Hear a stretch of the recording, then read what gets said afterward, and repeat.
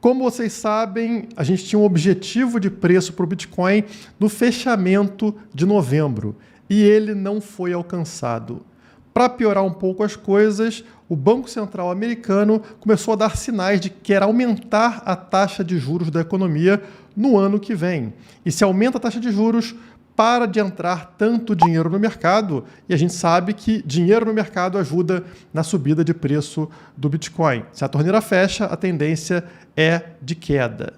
Por outro lado, projetos ligados ao metaverso estão superaquecidos e bateram suas altas históricas no mês de novembro. E vários deles estão dentro da plataforma da Ethereum, que também se valorizou nos últimos dias. Então temos várias coisas interessantes para falar no vídeo de hoje, logo após a vinheta.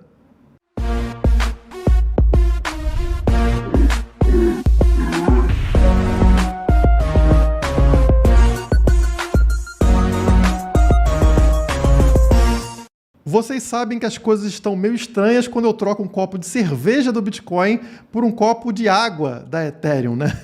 Então deixa o like aí para dar uma animada.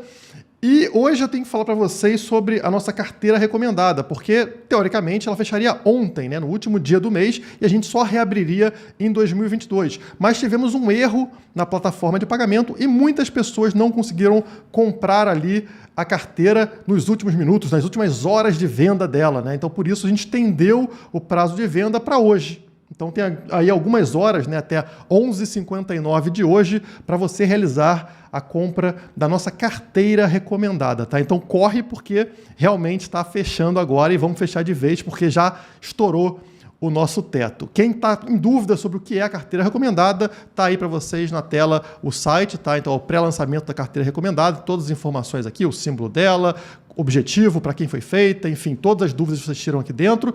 Está aqui um exemplo de relatório com as 10 criptomoedas, né? E qual entra, qual sai, enfim, só um exemplo.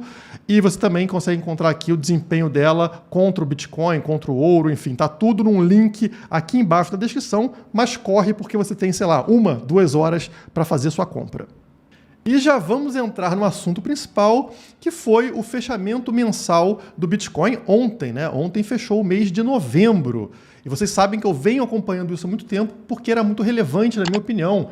A gente tinha esta alta histórica aqui, este fechamento mensal histórico de março de 2021, nos 58.782 dólares. O Bitcoin no mês de outubro rompeu isso e nós esperávamos que no mês de novembro, este mês aqui, o preço recuasse e parasse acima dos 58.782, 58.700, né? Só que não foi o que aconteceu. O fechamento do mês foi nos 56.970. Não ficou tão distante assim, mas abaixo do que a gente gostaria. E isso aqui é negativo pelo seguinte aspecto. Da vez que a gente fechou abaixo deste patamar aqui, foi abril de 21, como vocês estão vendo aqui, né? E não foi nada positivo, né? Esse fechamento abaixo desse patamar que vocês estão vendo aqui levou o preço do Bitcoin até lá embaixo, né? Até os 28 mil dólares, essa queda que a gente viu aqui, tá? Eu gostaria que tivesse fechado acima para a gente fazer justamente o espelhamento, o contrário desse movimento para cima, mas não aconteceu. Nesse momento, o Bitcoin está ao redor dos 57 mil dólares aqui no primeiro dia de dezembro, como vocês podem notar aqui. E se a gente abrir o gráfico aqui de 1 hora, né, o gráfico horário, vocês notam por que era tão relevante fechar acima daquele nível. Notem que, vindo lá de trás, né, desde o dia 10 de novembro, o preço tentava romper esse teto aqui, nessa linha vermelha aqui que vem descendo no gráfico, ó, batia, recuava, bateu novamente aqui ao redor do dia 15, né? Recuou mais uma vez e agora ele estava buscando também, ó, mais uma vez batendo nesse teto e se rompesse, vocês sabem que daria uma disparada de preço. O normal seria esse. A gente estava nessa expectativa de fechar o mês justamente nos 58.700, né? Este ponto aqui, ó, 58.700, 58.700, exatamente o topo desse canal descendente, e aí daria um pump no preço. Não aconteceu, como fechou abaixo dos 58.700, deu essa desabada de preço, né, retornando nesse momento até os 57 mil dólares. E isso não é nada positivo. Nas vezes que isso aconteceu lá atrás, essas setas vermelhas aqui, olha só a queda de preço. Queda forte de preço a primeira vez, queda super forte de preço na segunda vez. E agora, mais uma vez, né, essa rejeição no topo do canal pode levar o preço até um patamar lá embaixo, até o fundo do canal até, né, que está aqui na região dos 52, 53 mil dólares, tá? Então, até este ponto seria algo esperado, tá? 52, 53 mil dólares. Não quer dizer que a gente vai chegar lá. Em algumas vezes ele tem um recuo, como aconteceu aqui da primeira vez, né? E aí volta a lateralizar ou volta a subir na sequência. Então, só estou dizendo para vocês que a gente pode ter um recuo até a região dos 52, 53.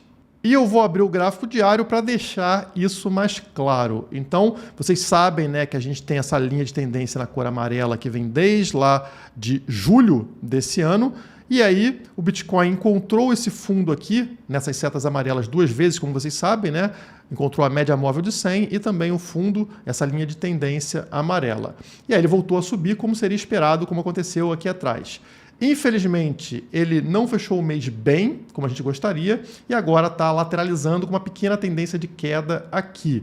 O que eu, Guilherme, vou fazer? Vou vender agora? Não. Por quê? Porque estamos em cima da nossa linha de tendência e em cima também desta linha branca, que é a média móvel de 100 dias. Enquanto estivermos acima disso, como aconteceu aqui atrás, por mim está tudo ok, tá? O problema para mim é justamente esse rompimento para baixo desta linha de tendência amarela e para baixo da linha branca, que é a média móvel de 100 dias. Se vocês notarem nesse gráfico, a gente tem esse ponto aqui, ó, que foi um topo lá de setembro de 21, que ele também serve como suporte nesse momento. E olha onde está posicionado ali, 52.600, né? Então também é um ponto interessante. Fazendo uma região aqui, que eu vou marcar para vocês no gráfico, para mim, essa região, desde o rompimento aqui que a gente pode ter, e ó, o preço caindo aí, pode ter daqui até esta posição, né? Então, este retângulo que vocês estão vendo aqui é uma região de suporte para o preço. Eu só vendo abaixo dessa região, tá, pessoal? Então, vem daqui até aqui, mais ou menos, né? Então, deixa eu marcar aqui no gráfico para vocês, para ficar bem marcado e não ter dúvida. Estou falando desse ponto aqui, tá? Na linha rosa. Então, até aqui eu seguro. Rompeu os 52.700, 52.600 para baixo, né, que já vai ter rompido a nossa linha de tendência e também a média móvel de 100, eu vou vender parte da minha posição em Bitcoin como uma forma de proteção. Por enquanto eu estou tranquilo, mas como vocês podem perceber, a gente está com uma pequena tendência de queda no curto prazo. Agora, olhando para o outro lado, a única coisa que faria reverter essa posição, né, seria a gente romper esta linha verde, a média móvel de 50 dias, ou seja, voltar a ficar acima dela, como aconteceu aqui atrás em setembro, tá? Foi esse movimento aqui, esse rompimento da linha verde que deu depois essa disparada, né? Foi um fator aqui muito otimista para o mercado. Então, eu esperaria esse rompimento. E onde está essa linha verde lá em cima? Nos 60.700 dólares, tá? Então, enquanto não romper a linha verde para cima, eu vou ficar com um pezinho atrás ali, meio desconfiado com relação ao preço do Bitcoin no curto prazo. Até porque, como eu adiantei para vocês no início desse vídeo, o mercado volta a antecipar apostas em alta de juros pelo Fed, pelo Banco Central dos Estados Unidos, em 2022. E isso não é nada positivo, principalmente para mercados considerados de risco, como é o caso das criptomoedas. Então vamos ler aqui um pouquinho sobre a notícia.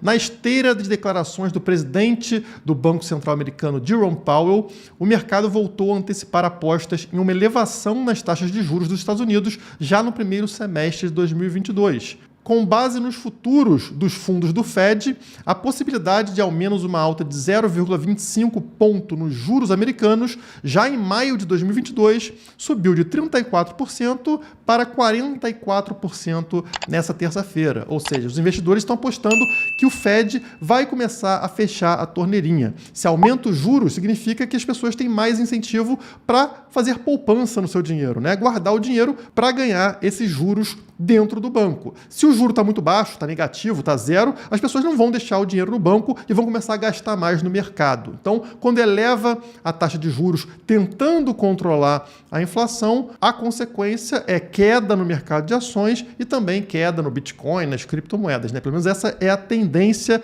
que o mercado espera. Lembrando que tudo isso aqui é uma expectativa. Nada disso garante que o Banco Central americano vai realmente elevar as taxas de juros. É somente uma expectativa do mercado. Por outro lado, para aqueles que enxergam as criptomoedas além do ativo especulativo, né, e sim como dinheiro que realmente vai mudar o mundo, as coisas andam bem positivas. Então, se você olha essa matéria aqui, ela parece até inacreditável. Quase 60% das multinacionais usam criptomoedas, revela relatório. 60% das empresas multinacionais. Que relatório é esse, né? As informações são de uma pesquisa recente realizada em colaboração entre a Circle e esse código aqui que eu não sei falar, tá? Para o levantamento, esse código aqui consultou 250 executivos que revelaram que as tecnologias de criptomoeda e blockchain estão se mostrando cada vez mais úteis para negócios internacionais. As empresas pesquisadas têm pelo menos 10 milhões de dólares em vendas anuais. E segundo os entrevistados, o Bitcoin é a moeda digital mais popular dessas empresas. 31% usam o Bitcoin como criptomoeda. Em segundo, vem as stablecoins com 29%, aquelas moedas que são pareadas ao dólar. 55% das empresas que participaram da entrevista usam a tecnologia blockchain. Também, para mim, é surpreendente que isso já esteja acontecendo. Por outro lado, a pesquisa revelou que há uma lacuna no fornecimento do acesso às criptomoedas. Apenas 10,2% das instituições financeiras oferecem esse acesso aos criptoativos a seus clientes corporativos. Então, notem que coisa estranha. 60% das multinacionais usam criptomoedas, mas somente 10% dos bancos oferecem esse serviço. Estão notando um descasamento? E para piorar, 64% dos bancos afirmam que o acesso aos ativos digitais é importante para seus clientes corporativos. Então, a maior parte dos bancos entendem que isso é importante, mas somente 10% deles oferece esse serviço. O que vocês imaginam que vai acontecer? Bom, essas empresas estão falando que precisam do serviço. Somente 10% dos bancos oferecem esses serviços. Essas empresas, naturalmente, vão migrar para os bancos que oferecem esses serviços, forçando todos os outros, todos os 90% que não oferecem, a oferecer, ou eles quebram. Então, note como o mercado, pouco a pouco, vai forçando mesmo aqueles que torcem o nariz para as criptomoedas, como é o caso de diversos bancos, a aceitarem. Eles não aceitam porque eles gostam, eles aceitam porque eles são obrigados ou eles perdem mercado. E a matéria fecha falando que mais de 52% das empresas apontaram que estão em busca de clareza nas regulamentações. É isso que incentivaria elas na adoção de criptomoedas. Então, elas estão em busca de locais que facilitem, que tenham clareza nas regulamentações com relação à aceitação de criptomoedas. Elas precisam das criptomoedas, mas não podem ter riscos.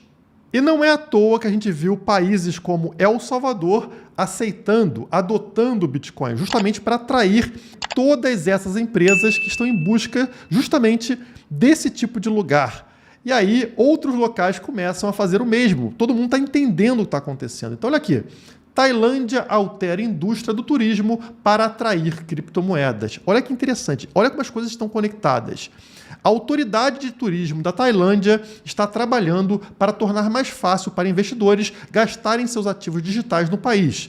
O governador Yutazaki Supasorn disse que as pessoas que enriqueceram com a posse de moedas digitais podem agora estar querendo gastá-lo.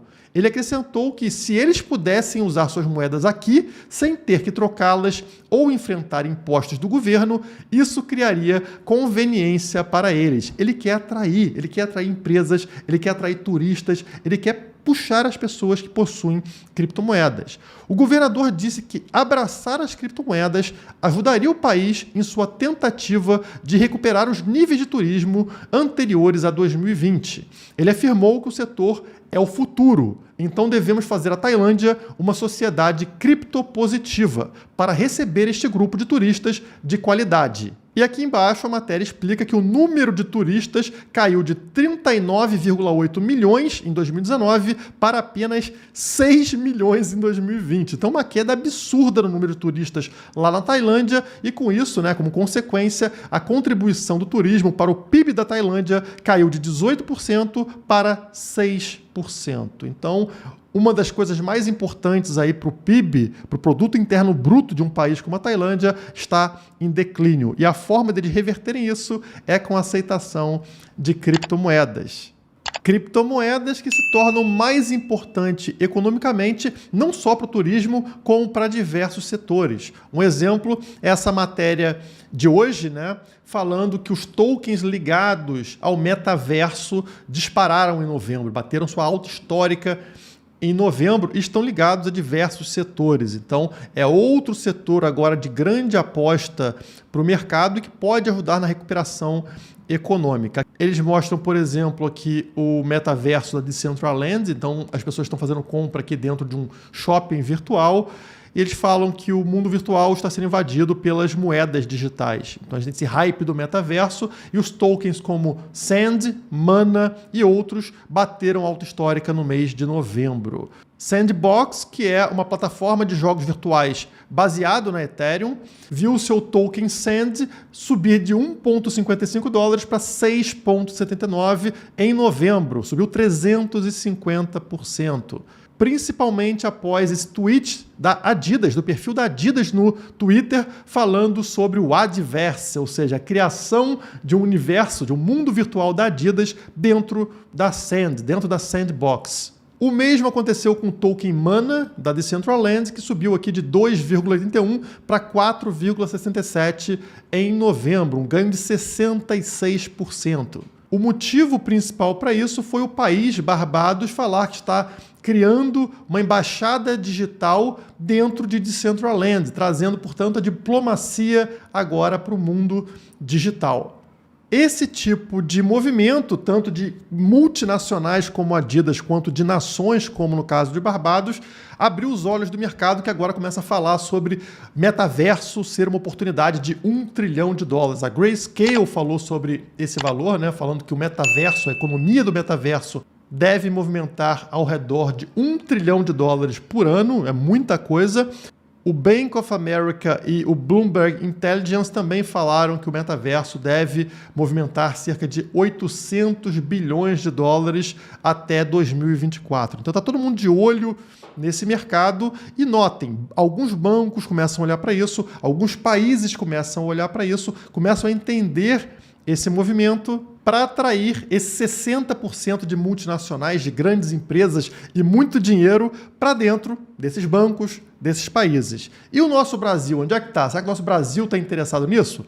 Já vamos avaliar. Antes, falando sobre metaverso, eu quero abrir para vocês a blockchain que é casa para diversos desses projetos. Eu estou falando sobre a Ethereum. Então, se a gente pegar aqui o gráfico da Ethereum contra o dólar, vocês vão notar que apesar da queda do Bitcoin, a Ethereum continua subindo, né? Aqui é o gráfico semanal da Ethereum. Note que após pegar aqui, ó, testar novamente o topo dessa xícara com alça, ela voltou a subir com força e agora está ao redor aí dos $4.500, $4.600, tá? Justamente devido a esse mercado aquecido do metaverso, na minha opinião, tá?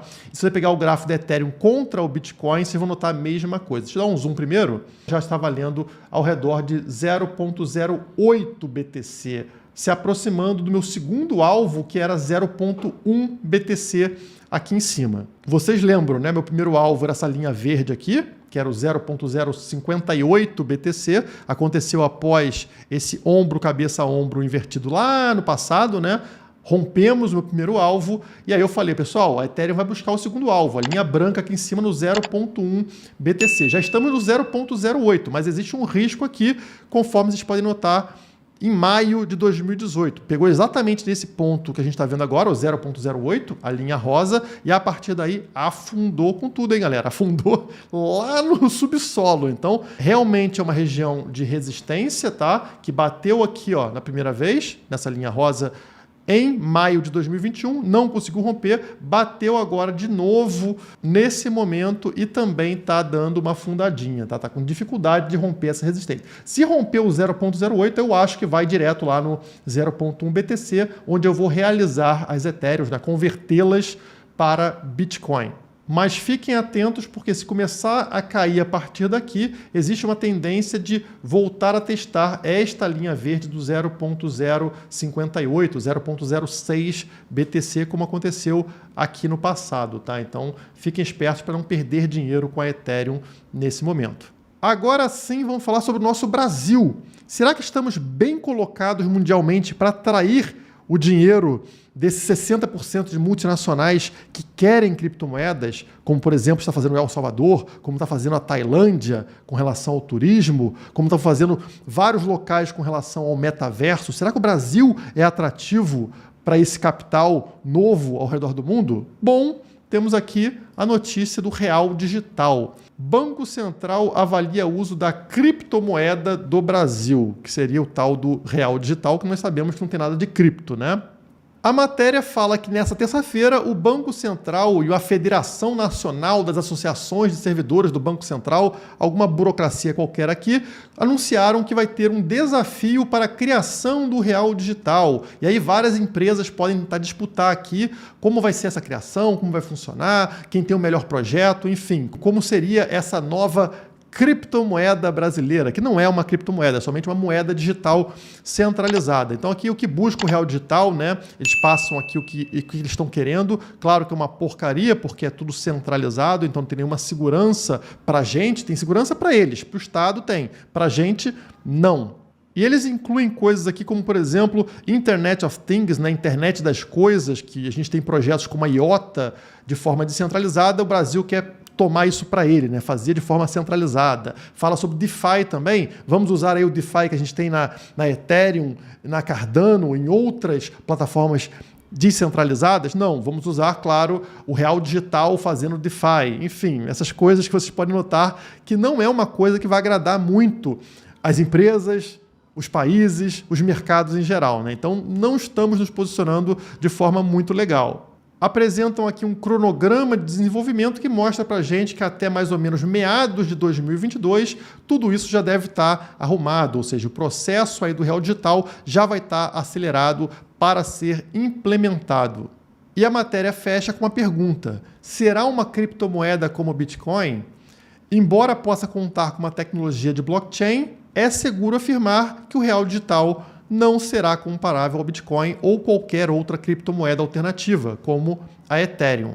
Isso se dá pelo formato de desenvolvimento da nova moeda digital, centralizado e auditado por entidades ligadas ao governo. Características que significam, resumidamente, o oposto do desejado pelos entusiastas de criptomoedas. Isso não vai agradar nem a gente, nem as multinacionais que querem criptomoedas, nem outros países que não vão querer usar a shitcoin brasileira. Preferem usar, por exemplo, o Bitcoin, que tem menos risco e menos controle por parte de algum grupo de mafiosos. Então, não estamos nos colocando bem no mercado, como fez El Salvador, como está fazendo a Tailândia e tantos outros países. Nós sempre, como de costume, estamos atrás, estamos atrasados, infelizmente.